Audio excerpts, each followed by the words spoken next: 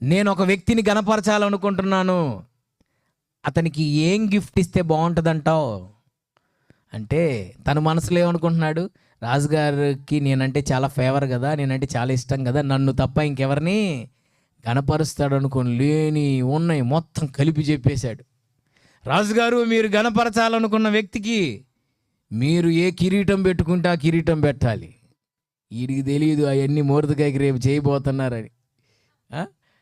Mordecai అని ఆ క్రైస్తవుడికి చేయబోతున్నా తెలియదు, ఈయనకి చేస్తారేమో అనుకో లేని ఉన్నాయి కలిపి మొత్తం చెప్పాడు. మీరు పెట్టుకునే కిరీటం ఆయనకి పెట్టాలి, మీరు వేసుకునే రాజవస్త్రాలు ఆయనకి వేయాలి, మీరు తిరిగే గుర్రం మీద ఆయన్ని ఎక్కించాలి, ఊరంతా ఊరేగించాలి, రాజు గణపరచనపేక్షించు వాడిని ఇలా గణపరుస్తారని ఊరంతా చాటింపు వేయించాలి అంటే. అవునా, సూపర్ చెప్పావు, ఒక్కటి కూడా తగ్గకుండా వెళ్ళి మొర్దెకైకి చేయిపో నువ్వే.